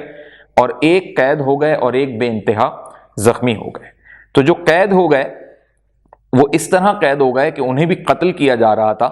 لیکن ان کا تعلق قبیلہ مضر سے نکل آیا، تو اب یہ ان کے آپسی قبائل تھے، پرانے ان کے تعلقات تھے، اس وجہ سے ان کو چھوڑا گیا۔ لیکن اس نے جو عامر بن مالک جھوٹ بول کے آپ صلی اللہ علیہ وآلہ وسلم سے 70 صحابہ کو اپنے ساتھ لے آیا تھا کہ اہل نجد کو اسلام قبول کرواؤں گا، تو آپ یہ اندازہ کیجئے کہ اس شخص نے جس صحابی رسول کو چھوڑا بھی زندہ، تو اس وجہ سے نہیں چھوڑا کہ اس کا تعلق ان کے پرانے قبیلے سے نکل آیا تھا، بلکہ در حقیقت اس نے اس وجہ کو بھی ایک پردے میں ڈال دیا، اور وجہ اس طرح اس نے پردے میں ڈال دی کہ اس نے کہا کہ میں نے ایک نظر مانی تھی اپنی ماں کے لیے کہ میں غلام یا ایک ایسا قیدی آزاد کروں گا، تو انہوں نے بہت بدسلوکی کی حضرت عمر بن امیہ زمری رضی اللہ تعالیٰ عنہ کے ساتھ، اور وہ صحابی رسول کے ساتھ انہوں نے اس طرح بدسلوکی اور بدتمیزی کی کہ ان کے سر کے بال منڈوا دیے، اور پھر ان کو چھوڑ دیا کہ اب جا کے یہ مدینے میں خبر بھی دے دیں۔ تو اب ناظرین کرام آپ یہ سمجھ لیجئے کہ 70 کے قریب یہ صحابہ شہید ہو گئے، اور رجی والا جو واقعہ میں نے ابھی تھوڑی دیر پہلے آپ کو بتایا اس میں 10 صحابہ شہید ہوئے، اور جب یہ خبر آپ صلی اللہ علیہ وآلہ وسلم تک پہنچی، لیکن اس خبر کے پہنچنے سے پہلے ایک واقعہ ایسا پیش آ گیا جس واقعے کی بنیاد یہ پڑ گئی کہ اہل یہود اور مسلمانوں کے درمیان باقاعدہ جنگ والا معاملہ بن گیا۔ واقعہ کچھ یوں ہوا کہ جب حضرت عمر بن امیہ زمری جن کے ساتھ یہ بدسلوکی بدتمیزی کی اور ان 70 صحابہ میں وہ بچ گئے، اور انہیں جب چھوڑ دیا گیا، عامر بن مالک نے یہ کہہ کے چھوڑ دیا کہ میں اپنی ماں کی نظر پوری کر رہا ہوں کہ میں قیدی کو چھوڑ رہا ہوں۔ تو جب یہ آنے لگے تو راستے میں ایک گھنا درخت تھا، اس کے سائے میں بیٹھ گئے، کچھ دیر آرام کرنے لگے، اور وہاں ان کو وادی قنات کے قریب ایک مقام قرقرہ تھا جہاں پہ ان کو بنو کلاب کے 2 آدمی نظر آ گئے۔ تو اب ناظرین کرام ہوا یہ کہ یہاں ایک مغالطہ ہو گیا ان صحابی رسول سے، اور وہ مغالطہ یہ ہو گیا کہ یہ سمجھے کہ ان کا تعلق انہی قبائل سے ہے جنہوں نے ہم پر حملہ کیا تھا، اور چونکہ یہ بہت رنجیدہ تھے، خود بھی غم و غصے میں تھے کہ جو سلوک ان کے ساتھ برتا گیا اور اتنے صحابہ کو شہید کیا گیا، تو انہوں نے ان دونوں افراد کو قتل کر دیا۔ اب یہ جو دونوں افراد انہوں نے قتل کیے تو یہ سوچ کے کیے کہ یہ تو اپنے صحابہ کرام کا، اپنے رفقا کا بدلہ لے رہے ہیں۔ ان کو نہیں معلوم تھا کہ یہ دونوں افراد جو ہیں وہ بنو نذیر اہل یہود کے قبیلے سے ہیں۔ جب قتل کر دیا اور جب مدینے پہنچ گئے، ساری صورتحال بتائی، تو یہ بھی بتایا کہ یا رسول اللہ راستے میں آتے ہوئے میرے ہاتھ 2 افراد لگے، میں نے انہیں قتل کر دیا۔ تو جب ان کی شناخت ہوئی، ان کے ناموں کا ذکر ہوا، ان کے قبائل کا پتہ لگا، تو ان کا قبیلہ بنو کلاب نکلا جو کہ بنو نذیر سے اس کا تعلق تھا، یعنی یہودیوں کا تھا۔ تو اس پر آپ صلی اللہ علیہ وآلہ وسلم نے ان صحابی کو کہا کہ جو کچھ صحابہ کے ساتھ وہاں ہوا وہ تو انتہائی ناقابل برداشت ہے، اس پہ بے حد افسوس ہے، لیکن جو قتل تم سے ہو گئے، جو 2 افراد کے، ان کا تعلق تو اس قبیلے سے تھا نہیں، لہٰذا تم نے ان 2 افراد کو قتل کر دیا جن کا مسلمانوں کے ساتھ معاہدہ ہوا ہے کہ ہم ان کے لوگوں کو قتل نہیں کریں گے، وہ ہمارے لوگوں کو قتل نہیں کریں گے۔ اب مسلمانوں کو اس کی دیت دینی پڑے گی، یعنی آپ صلی اللہ علیہ وآلہ وسلم نے کہا کہ یہ معاہدہ تو مجھ سے ہوا ہے، لہٰذا مجھ پہ یہ فرض ہے کہ میں ان کی دیت ادا کروں گا، اور پھر آپ صلی اللہ علیہ وآلہ وسلم ان کی دیت کے لیے رقم جمع کرنے میں مصروف ہو گئے، مشغول ہو گئے۔ ناظرین کرام، جو 70 صحابہ کا یہ قتل ہوا، ان کی شہادت ہوئی اور رجی کے مقام پر 10 صحابہ کی شہادت ہوئی، تو یہ دونوں واقعات آپ صلی اللہ علیہ وسلم کے لیے انتہائی افسوس کا سبب بنے۔ آپ صلی اللہ علیہ وسلم بے حد رنجیدہ ہوئے، کیونکہ آپ صلی اللہ علیہ وسلم اپنے صحابہ سے بے حد محبت کرتے تھے۔ آپ کی محبت کا یہ عالم تھا کہ پھر آپ صلی اللہ علیہ وسلم کسی رات بھی اس واقعے کے فوری بعد نہ سو سکیں۔ ساری رات آپ صلی اللہ علیہ وسلم اپنے صحابہ کی یاد میں روتے تھے، آنسوؤں سے روتے تھے۔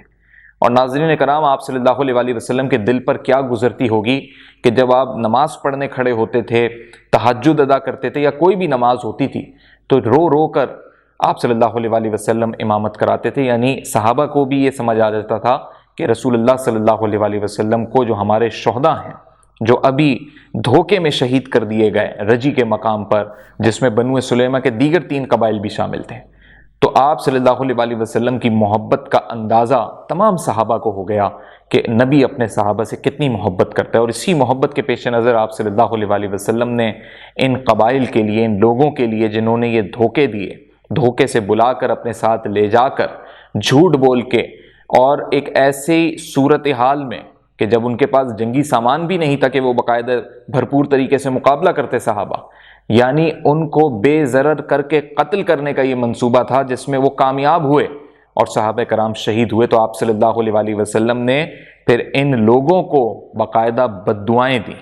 اور آپ صلی اللہ علیہ وسلم نے نمازوں میں ان کو بد دعائیں دیں، دعاؤں میں بد دعائیں دیں۔ تو جب آپ صلی اللہ علیہ وسلم نماز فجر ادا کر رہے ہوتے تھے تو رعال، زکوان، لہیان اور عصیہ ان تمام قبائل پر پوری بد دعا کرتے تھے، اور فرماتے تھے کہ عصیہ نے اللہ اور اس کے رسول کی معیست کی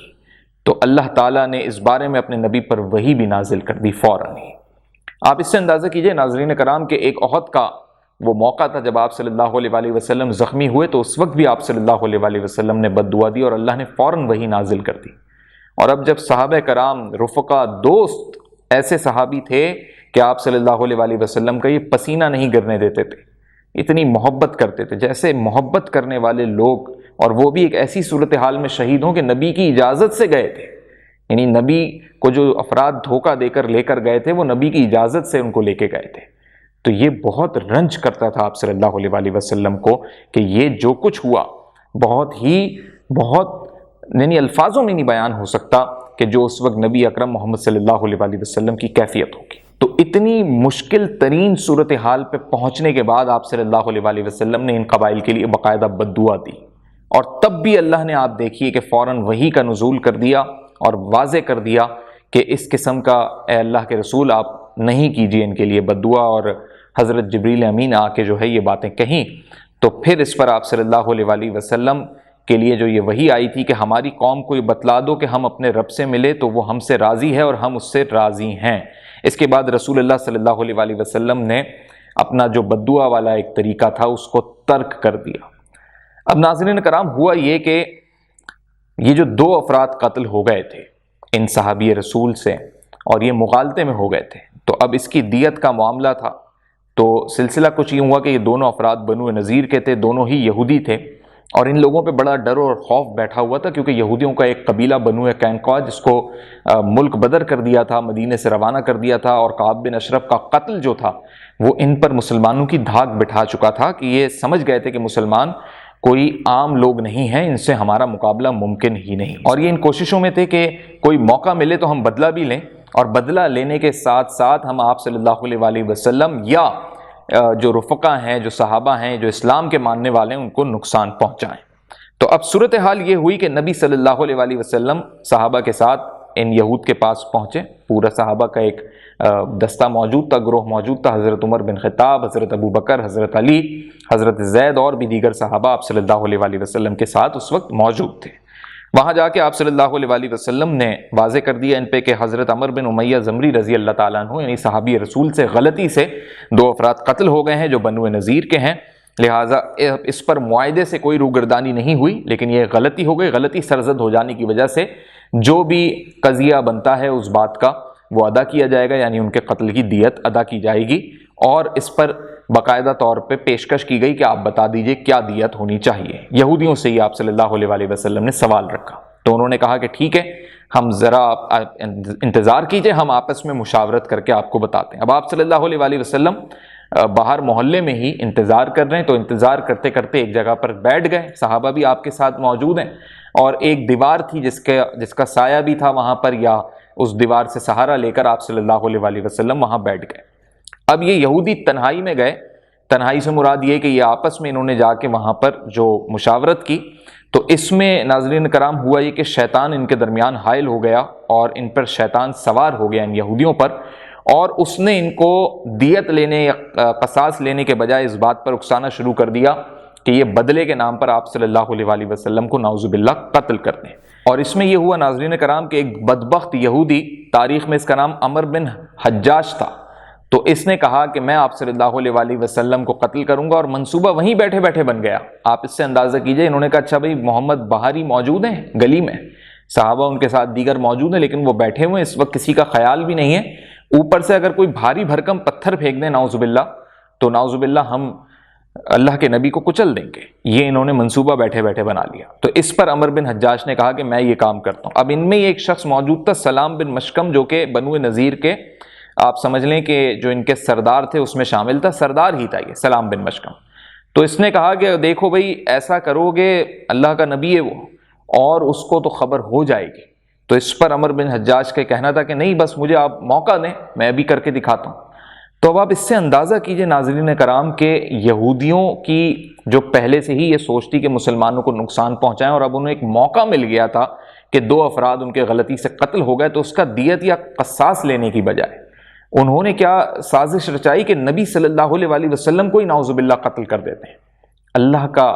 رسول صلی اللہ علیہ وسلم۔ اب ناظرین کرام آپ دیکھیے کہ اللہ کبھی بھی اپنے رسول محمد صلی اللہ علیہ وسلم کو اس طرح نہیں چھوڑے گا، اور اللہ نے اپنے نبی پاک صلی اللہ علیہ وسلم کو یہودیوں کے اس منصوبے کی خبر فوراً دی، اور یہ منصوبہ ابھی کے ابھی تیار ہوا تھا۔ یعنی آپ صلی اللہ علیہ وسلم صحابہ کے ساتھ باہر بیٹھے ہوئے انتظار کر رہے ہیں، اور اندر یہ منصوبہ بن گیا کہ نعوذ باللہ چھت سے جا کر وہ کوئی بھاری بھرکم پتھر آپ صلی اللہ علیہ وسلم پہ وہ ملون پھینکے گا۔ تو حضرت جبریل امی فوراً آپ صلی اللہ علیہ وسلم کی خدمت میں حاضر ہوئے، اور آپ صلی اللہ علیہ وسلم کو اس بات کی اطلاع دی۔ تو آپ صلی اللہ علیہ وسلم وہاں سے ایک دم اٹھے اور صحابہ کو کہا چلو، اور صحابہ پھر آپ کے ساتھ چل دیے۔ اب صحابہ نے آگے چل کر جب یہ جاننے کی کوشش کی کہ یا رسول اللہ ہم تو انتظار کر رہے تھے، ایسا کیا معاملہ ہوا کہ اچانک آپ نے جانے کا کہا؟ تو اس پر آپ صلی اللہ علیہ وسلم نے پورا واقعہ بتایا کہ اس طرح یہ لوگ اندر منصوبہ بندی کر رہے تھے، اور اللہ نے میری جان بچانے کے لیے مجھے فوراً سے بیشتر، یعنی اسی وقت وحی کے ذریعے کہہ لیجئے یا حضرت جبریل کے ذریعے اطلاع دی۔ اب اس میں یہ ہوا کہ صحابہ کو بھی بڑا طیش آیا اس بات پہ کہ یہودی ایسا کر رہے ہیں، یعنی ہم انسانیت کے ناطے اور معاہدے کے ناطے، یہ معاہدے میں لکھا تھا کہ اگر غلطی سے قتل ہو جاتا ہے تو اس پہ دیت اور قصاص دی جاتی ہے، لہٰذا ہم تو اس معاہدے کے تحت دیت دینے آئے ہیں، اور غلطی سے ہی قتل ہوا۔ تو آپ یہ اندازہ کیجئے کہ یہودیوں کو یہ موقع بھی مل رہا تھا، اور دوسرا یہ کہ وہ پہلے سے ہی آپ صلی اللہ علیہ وسلم کے لیے اتنا بغض رکھے بیٹھے تھے کہ وہ آپ صلی اللہ علیہ وسلم کو قتل کرنے کی باتیں کر رہے ہیں۔ تو اس پر آپ صلی اللہ علیہ وسلم جب واپس فوراً مدینہ پہنچ گئے، بنو نذیر کی اس حرکت پہ آپ صلی اللہ علیہ وسلم کو بھی غصہ آیا، تو آپ صلی اللہ علیہ وسلم نے حضرت محمد بن مسلمہ کو بنی نذیر کے پاس روانہ فرمایا، اور ان کے ذریعے یہ نوٹس دلوایا کہ وہ مدینے سے نکل جائیں۔ یہ مدینے کے بالکل ساتھ ہی ان کا قبیلہ تھا، تو ان کو کہا گیا اب آپ وہاں سے نکل جائیں، اب آپ یہاں نہیں رہ سکتے، کیونکہ آپ نے جو قتل کی اب یہ حرکت اور سازش رچائی اور قتل کرنے والے تھے، تو اس پر آپ اندازہ کیجئے کہ یہ تو جنگ کی ایک بنیاد چھڑ گئی۔ اس پہ یہ ہوا ناظرین کرام کہ جب یہ نوٹس ان کو ملا اور کہا گیا کہ وہ یہاں سے نکل جائیں، تو اس پر پہلے تو یہودیوں نے ذہن بنا لیا کہ نکل جانا چاہیے، لیکن یہاں پر بھی وہی منافق جس کا نام تاریخ میں عبداللہ بن ابی ہے، بظاہر مسلمان ہے لیکن مسلمانوں کے خلاف کام کرتا ہے، تو اس نے یہودیوں کے پاس جا کے کہا کہ تمہیں اپنی جگہ پر برقرار رہنا چاہیے، مسلمانوں کی اب وہ والی بات تھوڑی ہے، تمہیں نہیں پتہ احد کے میدان میں کتنی شکست ہوئی، اور ابھی جو صحابہ شہید ہوئے، اور پھر کتنے قبائل مسلمانوں کے خلاف ہیں۔ تو اس نے ہمت دلائی کہ تم رک جاؤ، کچھ نہیں ہوتا، تم مت ڈرو ان سے۔ تو یہودیوں نے اس کی بات سن کے یہ ذہن بنا لیا کہ ٹھیک ہے پھر ہم رک جاتے ہیں، لیکن اس سے یہ بھی پوچھا کہ اگر جنگ ہو گئی یا یہ حملہ آور ہو گئے یا نوٹس کا ٹائم پورا ہو گیا، کیونکہ نوٹس میں واضح تھا کہ اگر نہیں نکلو گے تو پھر تمہیں قتل کر دیا جائے گا، اور ساتھ ہی اس نوٹس میں جو ٹائم پیریڈ دیا گیا تھا تاریخ میں اسے 10 دن کا بتایا گیا کہ 10 دن کے اندر وہ یہاں سے نکل جائیں۔ تو اب آپ صلی اللہ علیہ وسلم نے ان کے انکار کو صحابہ کرام کے سامنے پیش کر دیا، اور صحابہ کو جیسے ہی یہ بات معلوم ہوئی کہ بنو نذیر نے انکار کر دیا ہے، اس نوٹس کے جواب کا انہوں نے یہ جواب دیا ہے کہ وہ چھوڑ کے جانے کے بجائے علاقے کو اس بات پر اڑ گئے ہیں کہ وہ نہیں جائیں گے، گویا کہ وہ رسول اکرم صلی اللہ علیہ وسلم کو قتل کر رہے تھے، اس لیے اب ان کا یہاں پر رہنا بالکل جائز نہیں ہے، اور انہوں نے معاہدے کی بھی خلاف ورزی کر لی ہے۔ تو اب صحابہ ہی اللہ اکبر کہتے ہوئے اٹھ کھڑے ہوئے اور اللہ کے رسول سے اجازت مانگی کہ ان کے خلاف ہم تلواریں نکالیں۔ تو نبی پاک صلی اللہ علیہ وسلم نے باقاعدہ اعلان کر دیا ان کے خلاف جنگ کا، اور حضرت علی کرم اللہ وجہہ الکریم کو علم سونپ دیا گیا، اور پھر بنو نذیر کے علاقے میں پہنچ کر صحابہ نے ان کا محاصرہ کر لیا۔ ادھر بنو نذیر نے اپنے آپ کو اپنے قلعے کے اندر بند کر لیا تھا، اور وہاں پر بند کر کے ان کی یہ توقع تھی کہ اب ہمیں بچانے کے لیے عبداللہ بن ابی کے مطابق لوگ آئیں گے اور ہماری مدد کریں گے، اور جو ہمارے حلیف قبائل ہیں وہ آگے بڑھ کر ہمیں بچائیں گے۔ لیکن ناظرین کرام یہاں دیکھیے کہ عبداللہ بن ابی ایسا غائب ہوا منظر سے کہ یہودی بھی پھنس گئے کہ ہم کس کی باتوں میں آ گئے، اور وہ جو دونوں قبائل تھے بنو قریظ بنو اصفیان، اس کے لوگ بھی نہیں آئے کیونکہ وہ مسلمانوں سے ڈرتے تھے، اور وہ یہ جانتے تھے کہ اس پورے عہد کی جو خلاف ورزی ہے وہ بنو نذیر نے کی ہے، مسلمانوں نے نہیں کی، لہٰذا وہ نہیں آئے۔ اب ادھر ناظرین کرام ایک نئی چیز، ایک نئی بات جو پیدا ہوئی، جو تاریخ اسلام میں پہلی دفعہ ہوئی اور مسلمانوں کو سمجھنے کی ضرورت ہے۔ تو اس موقع پہ اللہ کی جانب سے جو آیتوں کا نزول ہو رہا تھا اس میں 2 بڑے اہم مواقع سامنے رکھے گئے۔ پہلی تو یہ بات کہ عبداللہ بن ابی کی باتوں میں وہ آئے منافق کی باتوں میں، تو اس پر جو اللہ نے آیت کا نزول فرمایا کہ کمثل الشیطان اذ قال للانسان اکفر کفر قال انی بریء منک، اللہ نے فرمایا کہ جیسے شیطان انسان سے کہتا ہے کہ کفر کرو، اور جب وہ کفر کر بیٹھتا ہے تو شیطان کہتا ہے کہ میں تم سے بری ہوں۔ یعنی شیطان انسان سے ایک کام کرواتا ہے جو اللہ اور اس کے رسول کا ناپسندیدہ کام ہوتا ہے، چاہے وہ کفر ہو، شرک ہو، یا اللہ کے حکم کی خلاف ورزی ہو، یا شریعت کی خلاف ورزی ہو۔ اور جب انسان شیطان کے بہکاوے میں آ کے وہ کام کر بیٹھتا ہے تو پھر شیطان کہتا ہے تمہارے اس عمل سے میرا کوئی تعلق نہیں، یعنی میں نے نہیں کہا تھا یہ تم نے خود کیا اپنی مرضی سے۔ تو یہ ہے شیطان کا وہ حربہ جو وہ انسانوں کو پھنساتا ہے، اور اللہ نے یہ مثال منافقوں پہ رکھی کہ منافق بھی ایسے ہی کرتے ہیں۔ منافق پہلے ہمت حوصلہ دلاتے ہیں جیسے عبداللہ بن ابی نے دلایا، اور جب وہ گڑھے میں اتار دیتے ہیں تو پھر پیچھے ہٹ جاتے ہیں، اور ایسے ہٹتے ہیں کہ جیسے انہوں نے تو کہا ہی نہیں تھا، الٹا وہ یہ کہتے ہیں کہ تم نے غلط کر دیا، یہ تم نے بڑا غلط کام کیا۔ یہ ہے منافق انسان کی پہچان، اور مسلمانوں میں بھی منافق ہوتے ہیں۔ اس دور میں جب نبی خود ہمارے سامنے حاضر تھے، جو لوگ نبی کو دیکھتے تھے، آج تو لوگوں کی آنکھیں ترستی ہیں کہ کاش ہم اس دور میں ہوتے اور ہم نے نبی پاک صلی اللہ علیہ وسلم کا اپنی ان گناہ گار آنکھوں سے دیدار کیا ہوتا۔ لیکن یہ کیسے لوگ تھے جو اسلام بھی انہوں نے قبول کیا، مسلمان بھی ہوئے، لیکن نبی کے خلاف تھے۔ تو یہ منافقت کا وہ درجہ ہے، منافقت کا یہ وہ مقام ہے کہ اس کے بعد منافقت ختم ہو جاتی ہے۔ اس مقام تک مسلمان لوگ پہنچے ہیں ناظرین، اور وہ بھی اس دور میں جب نبی صلی اللہ علیہ وسلم اسلام کی دعوت دے رہے ہیں۔ تو اگر اس دور میں ایسا ہو سکتا ہے تو آج کے دور میں بھی منافقوں کی تعداد کم نہیں ہوگی، چاہے وہ اسلام کے لبادے میں ہو، چاہے وہ مسلمان ہوں۔ لیکن ان منافقوں سے کیسے بچا جائے تو اللہ نے اپنی اس آیت کے ذریعے بتایا کہ وہ اس طرح تمہیں ورغلائیں گے، بہکائیں گے، اور جب تم کر بیٹھو گے تب ان کی شناخت ہوگی کہ وہ کہیں گے تم نے غلط کیا ہے، جبکہ کروایا انہوں نے ہی ہوگا وہ کام۔ دوسرا واقعہ ناظرین کرام اس بنو نذیر کے ساتھ ہونے والے اس پورے معاملے میں یہ پیش آیا تھا کہ جب صحابہ کرام اللہ کا رسول ان کے ساتھ وہاں پر پہنچا بنو نذیر کی طرف، تو یہ پورا جو ان کا قبیلہ تھا یا علاقہ تھا وہ کھجوروں کے درختوں سے چھپا ہوا تھا، تو کھجور کے درخت ایک طریقے کی ڈھال بنے ہوئے تھے۔ تو آپ صلی اللہ علیہ وسلم نے ان کے درختوں کو جلانے اور کاٹنے کا حکم دیا۔ تو ناظرین کرام صحابہ نے یہ درخت کاٹے۔ اب آپ تاریخ اسلام میں جب یہ بات سنیں گے تو آپ کو ایسا محسوس ہوگا کہ درخت تو نہیں کاٹنے چاہیے، اللہ کے نبی کا ہی یہ فرمان تھا، اللہ کا ہی یہ قول ہے، جنگی اصول یہ ہوتے ہیں۔ اب یہاں پر ناظرین کرام حکمت تھی، اور اللہ نے پھر قرآن مجید میں اس پوری بات کو واضح اس طرح کیا کہ ما قطعتم من لینۃ او ترکتموها قائمۃ علی اصولها فباذن اللہ ولیجزی الفاسقین۔ تم نے کھجور کے جو درخت کاٹے یا جنہیں اپنے تنوں پر کھڑا رہنے دیا وہ سب اللہ ہی کے اذن سے تھا، یعنی وہ اللہ ہی نے تو پیدا کیے تھے اور اللہ ہی چاہتا تھا کہ کون سا درخت بچے اور کون سا کٹ جائے، اور ایسا اس لیے کیا گیا تاکہ اللہ ان فاسقوں کو رسوا کرے۔ تو اللہ نے جب ان فاسقوں کو رسوا کرنا تھا تو اس کی حکمت عملی یہ تھی، اور جب محاصرہ کر لیا گیا تھا ناظرین کرام، حکمت اس کے پیچھے دراصل یہ تھی کہ بنو قریظ ان سے الگ تھلگ رہے، یعنی وہ جو قبائل جن کے ان سے معاہدے ہوئے تھے یہودیوں کے، اس بنو نذیر کے، کہ جب ہم پہ کوئی حملے کا موقع آئے گا، کوئی ہم پہ حملہ کرے گا تو تم ہماری مدد کو آ جانا، تو بنو قریظ کو پھر آ جانا چاہیے تھا، لیکن وہ کیوں نہیں آیا؟ کیونکہ جب اس نے یہ درخت کٹتے ہوئے دیکھے تو پھر اس کو یہ اندازہ ہو گیا کہ اب ویسے ہی ان کو یہ پتا تھا کہ معاہدے کی خلاف ورزی تو یہودیوں نے کی ہے، لیکن وہ بڑھ سکتے تھے یہودیوں کی تحفظ حفاظت کے لیے، مسلمانوں سے لڑنے کے لیے، لیکن وہ بڑے اس لیے نہیں کہ جب انہوں نے درخت کٹتے ہوئے دیکھے تو ان میں ہیبت بیٹھ گئی، مسلمانوں کی ڈر اور خوف مزید بڑھ گیا۔ عبداللہ بن ابی نے بھی جو خیانت کی تھی ناظرین کرام، اور ان کے جو حلیف تھے جو قبیلہ اسفان تھا، وہ بھی پھر مدد کو اسی لیے نہیں آیا۔ تو اس لیے یہ درخت کاٹے جانے ضروری تھے تاکہ اطراف کے جو قبائل ہیں وہ یہ سمجھ لیں کہ اگر وہ بیچ میں آئیں گے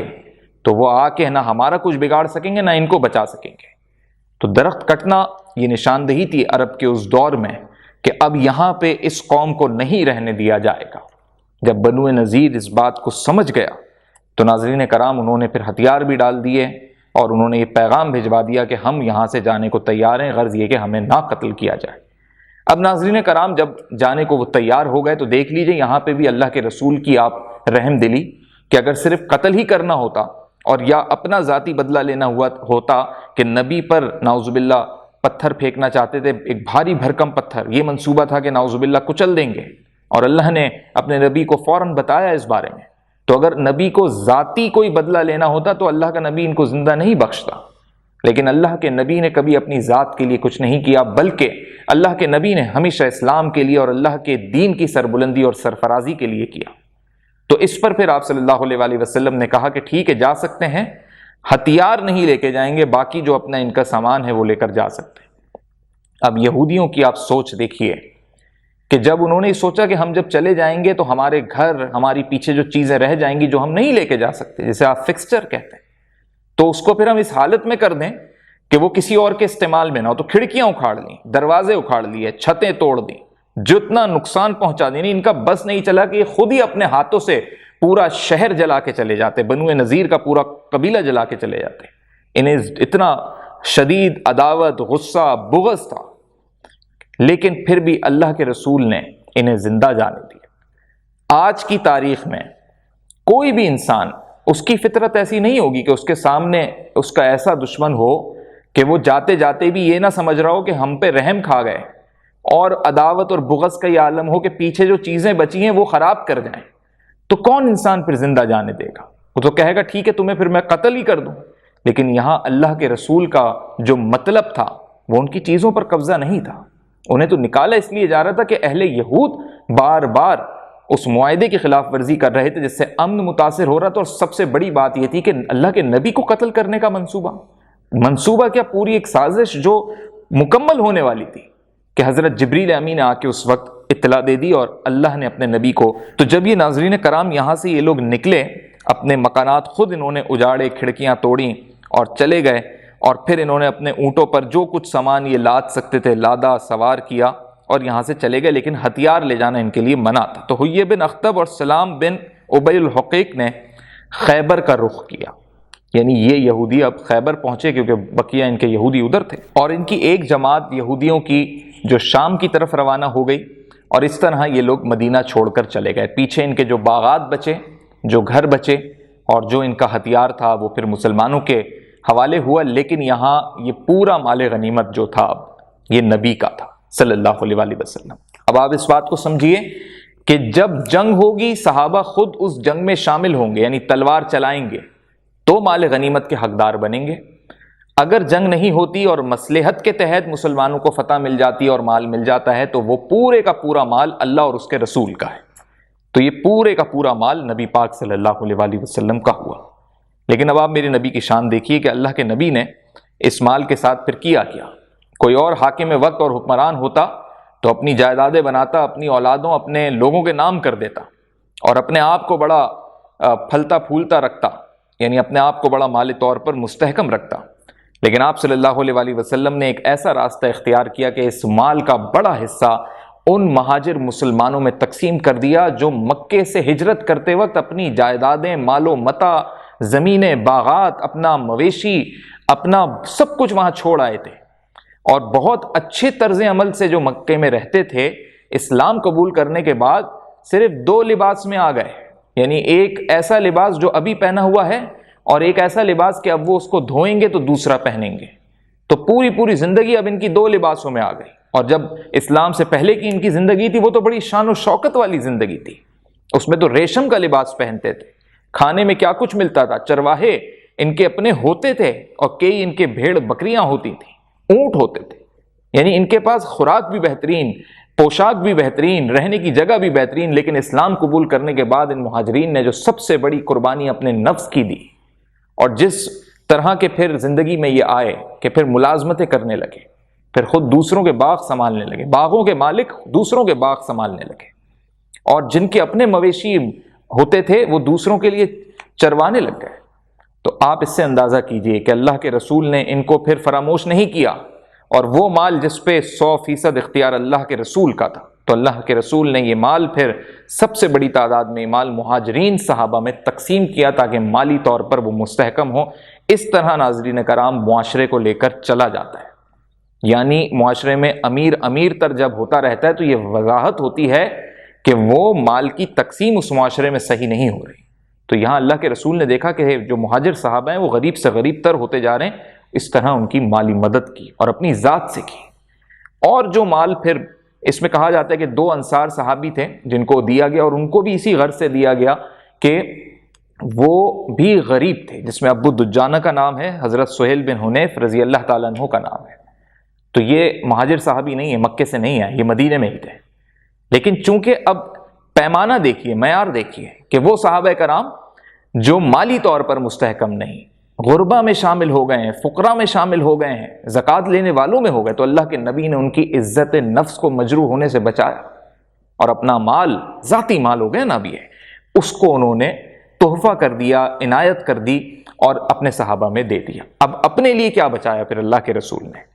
اپنے لیے اللہ کے رسول نے ایک بہت چھوٹا سا مال کا ٹکڑا اس غرض سے بچایا کہ اللہ کے نبی کی جو بیویاں ہیں، ازدواج مطہرات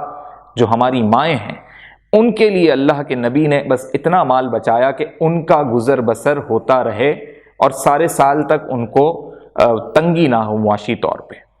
تو آپ اس سے اندازہ کیجئے کہ اللہ کے رسول کی بیویاں، ہماری مائیں، ازدواج مطہرات کتنے اعلیٰ ظرف کی کہ وہ بھی جو مال بچایا تو ازدواج مطہرات نے بھی اس میں سے بچا لیا. اللہ اکبر. یعنی ایک تو اتنا کم مال، اتنا کم، آپ یہ سمجھ لیں کہ چند دینار ہوں گے یا بہت زیادہ نہیں ہوں گے، یا آپ یہ سمجھ لیجئے جو کھانے پینے کا معاملہ ہوگا یا کھجوریں ہوں گی یا جو بھی چیز ہوگی یا کوئی مال مویشی بھی ہوگا تو وہ اتنی تعداد میں ہوگا کہ بس گھر کا گزر بسر ہو. تو اس میں بھی ازدواج مطہرات نے جس سلیقے سے اس کا استعمال کیا اور جو رقم بچی تو وہ بھی پھر آپ صلی اللہ علیہ وآلہ وسلم نے واپس جنگوں کی تیاری میں لگا دی. یعنی اس سے ہتھیار بنانے اور گھوڑوں کی جو آپ سمجھ لیں کہ گھوڑوں کی تیاری ہوتی ہے جنگ کے لیے، اس میں وہ رقم لگا دی. ادھر بھی اللہ کے رسول نے اپنی ذات پر کہ میں اچھے کپڑے پہن لوں، یا میں اپنے آپ کو اچھی خوراک دوں، یا میں اس طرح سے چلوں، میری سواری اچھی ہو، یا میرا گھر اچھا ہو جائے. آج کے دور کے انسان کے پاس کہیں سے بھی مال آئے تو پہلی بات تو یہ ہے کہ وہ اپنے رفقا، دوست احباب یا معاشرے کے لوگ تو دور، اپنے اہل خانہ یا اپنے رشتہ داروں کی ہی مدد نہیں کرتا. یہ المیہ ہے مسلمانوں کا. اور دوسرا بڑا معاملہ یہ کہ اگر مال بچ بھی جائے سب کرنے کے بعد تو آج کا انسان یہ سوچتا ہے کہ وہ اپنے گھر کو مزید ڈیکوریٹ کر لے، تزئین و آرائش کرے، یا مزید تعمیرات کرے، یا نئی جائیدادیں بنائے. لیکن یہاں اللہ کے رسول نے جو ملا اللہ کے دین کے لیے لگا دیا.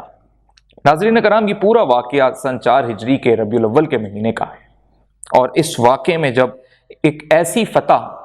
بنو نذیر کے خلاف مسلمانوں کو ملی جو کہلاتا تو غزوہ بنو نذیر ہے، کیونکہ رسول اللہ اس میں شریک ہو گئے تھے تلوار لے کر، لیکن تلواریں نہیں چلیں تو اس لیے سارا مال آپ صلی اللہ علیہ وآلہ وسلم کے لیے تھا، لیکن وہ بھی آپ صلی اللہ علیہ وآلہ وسلم نے غریب صحابہ میں تقسیم کر دیا۔ اور اس کے بعد کا معاملہ یہ ہوا ناظرین کرام کہ اللہ نے یہاں واضح کر دیا کہ اگر ایسی مصلحت ہوگی جنگ میں مسلمان پھر درخت کاٹ سکتا ہے، جلا سکتا ہے، لیکن مصلحت کے تناظر میں، اور اگر ایسا نہ کرتے مسلمان تو حلیف قبائل آگے بڑھتے۔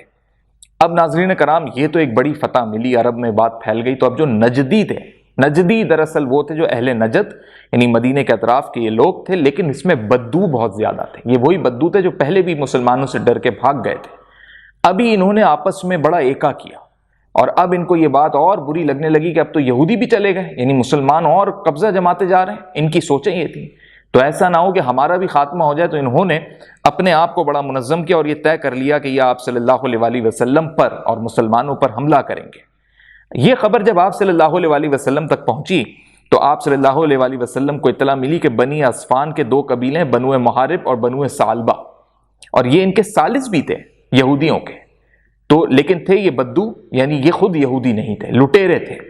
تو اب ان لوگوں نے یہ طے کر لیا تھا کہ یہ یلغار بولیں گے، تو آپ صلی اللہ علیہ وآلہ وسلم نے یہ حکمت اپنائی کہ اس سے پہلے یہ یلغار بولیں، مسلمان ان پر حملہ آور ہوں گے۔ تو اب یہ جو لوٹ مار کی تیاری کر رہے تھے بدو، اور یہ جانتے ہوئے کہ ابھی ربیع الاول کے مہینے میں جو واقعہ بنو نذیر کے ساتھ پیش آیا، یعنی ابھی سمجھیں آپ ربیع الاول کے بعد ربیع الثانی اور پھر جمادی الاول کا مہینہ شروع ہوا، اور اس میں یہ یلغار کرنا چاہ رہے تھے، تو آپ صلی اللہ علیہ وآلہ وسلم نے ان بدوؤں پر، اہل نجد پر ایسا دھاوا بولا کہ پھر یہ دکھائی نہیں دیے اور یہ یہاں سے بھاگے فرار ہو گئے۔ اب ناظرین کرام، یہ اس لیے بھی ضروری تھا کہ جو ابو سفیان احد کے میدان میں یہ کہہ کر گیا تھا کہ پھر ہم اگلے سال ملیں گے، یعنی پھر کچھ مہینوں کے بعد مسلمان اور مشرکین آمنے سامنے ہوں گے اور بدر کے میدان میں ہوں گے، تو وہ وقت قریب آ رہا تھا، اور آپ صلی اللہ علیہ وآلہ وسلم یہ نہیں چاہتے تھے کہ یہ جب مشرکین کے ساتھ مسلمانوں کا دوبارہ سے معاملہ ہو، دوبارہ سے جنگ ہو، تو اس قسم کے قبائل جو کہ بدوؤں کے قبائل ہیں، اہل نجد کے قبائل ہیں، یا وہ قبائل جو اس وقت مسلمانوں کے دشمن ہیں، وہ ان کے ساتھ ملیں، یا وہ بھی ہم پہ ایک ساتھ حملہ آور ہوں۔ اس لیے آپ صلی اللہ علیہ وآلہ وسلم نے یہ پیش قدمی کی، اور اس غزوہ نجد میں ان بدوؤں کو شکست ہوئی۔ اس کے بعد ناظرین کرام، سلسلہ یہ ہوا جب اہل نجد سے آپ صلی اللہ علیہ وآلہ وسلم فارغ ہو گئے، تو اب مہینہ شعبان کا لگ چکا تھا، سن 4 ہجری تھی، وہ وقت قریب آ رہا تھا جس میں بدر کے میدان میں دوبارہ مشرکین اور مسلمانوں کا آمنا سامنا ہونا تھا۔ اب ناظرین کرام، سلسلہ یہ شروع ہوا کہ شعبان کا مہینہ لگ چکا تھا، سن 4 ہجری تھی، اور جو بدر کے میدان میں مشرکین اور مسلمانوں کا آمنا سامنا ہونا تھا، اس کے لیے مسلمان بھی اب ذہنی طور پر تیار تھے، اور یہ آپس میں ایک دوسرے کو پیغام بھی پہنچ چکے تھے، اور آپ صلی اللہ علیہ وآلہ وسلم نے بھی تیاری پکڑ لی تھی، اور بدر کے میدان میں اب مسلمان روانہ ہو رہے تھے، اور وہاں سے مکے سے مشرکین دوبارہ بدر کے لیے آ رہے تھے کہ ہم جو احد کے میدان میں چیلنج دے کر آئے ہیں مسلمانوں کو، تو اب ہم باقاعدہ طور پر ایک مرتبہ پھر بدر میں مسلمانوں کے ساتھ لڑیں گے۔ اب اس میں سلسلہ یہ ہوا کہ آپ صلی اللہ علیہ وآلہ وسلم نے مدینے کی ذمہ داری حضرت عبداللہ بن رواحہ رضی اللہ تعالیٰ عنہ کے سپرد کی، اور آپ صلی اللہ علیہ وآلہ وسلم 1500 کا لشکر لے کر بدر کے میدان میں پہنچے، جس میں 10 گھوڑے بھی شامل تھے، یعنی 10 گھڑ سوار بھی تھے اس میں، اور 1500 کا یہ پورا مسلمانوں کا لشکر تھا، اور حضرت علی رضی اللہ تعالیٰ عنہ نے مسلمانوں کا علم بلند کیا ہوا تھا۔ اب ناظرین کرام، ہوا یہ کہ جب مکے سے ابو سفیان کی سربراہی میں مشرکین کا قافلہ وہاں سے نکلا، تو یہ آگے بڑھتا بڑھتا جا رہا تھا، اور بیچ میں جو قبائل اور قافلے مل رہے تھے، جو آنے جانے والے قافلے یا راہگیر ہوتے تھے، ان سے بھی پوچھتا تھا، تو اس میں ایسی ہیبت ابو سفیان پہ طاری ہو گئی اور اس پورے مشرکین کے قافلے پہ کہ مرہ الزہران پہنچ کر، یہ ایک مقامی جگہ تھی جو کہ بدر سے ابھی کچھ فاصلے پر تھی، تو وہاں پہنچ کر انہوں نے، ایک چشمہ تھا اور اس چشمے کا نام مجنا تھا، یعنی جہاں چشمہ ہوتا تھا وہاں پڑاؤ ڈال لیا کرتے تھے 1 رات رکنے کے لیے یا 2 رات رکنے کے لیے، تو وہاں انہوں نے جب پڑاؤ ڈالا تو ابو سفیان پر ایسی ہیبت طاری ہو گئی کہ وہ بے حد پریشان ہو گیا، یعنی اس کو بدر میں اپنے لیے مشکل دکھائی دینے لگی، اور اس کو یہ دکھنے لگا کہ ہم جو احد میں مسلمانوں کے ساتھ کر کے آئے ہیں، اور پھر آپ کو یہ یاد ہوگا کہ جو میں نے آپ کو بتایا کہ ایک صحابی رسول کو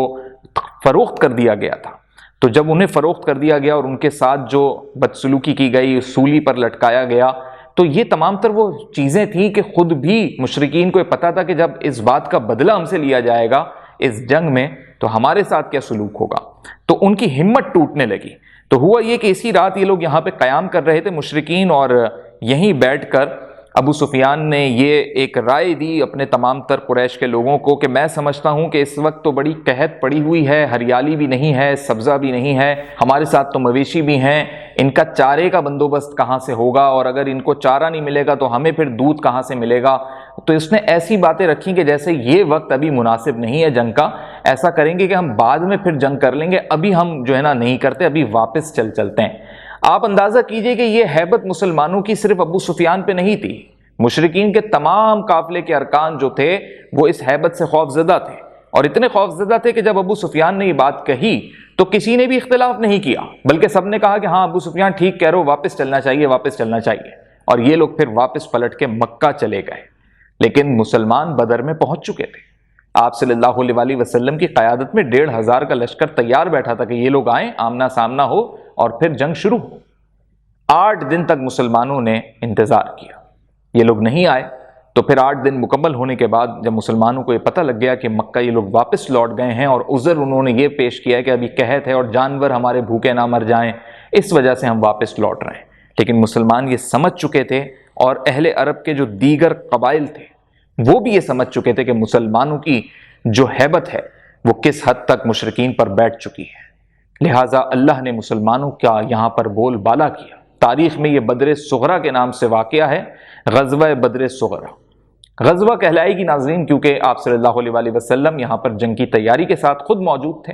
لیکن آپ دیکھیے کہ ان تمام تر واقعات میں جو بھی آپ کو بنو نذیر والا میں نے آپ بتایا، اور پھر یہ غزوہ بدر صغرا اور بھی کچھ مہم ہوئی، تو اس میں کہیں بھی ایسی جنگ نہیں ہوئی جس میں بہت زیادہ قتل و غارت گری ہو، لیکن اس میں نقصان زیادہ جو مسلمانوں کا ہوا کہ اس میں ایک واقعے میں 70 صحابہ شہید ہوئے، اور ایک واقعے میں رجی کا جو واقعہ ہے اس میں 10 صحابہ کی شہادتیں ہوئیں،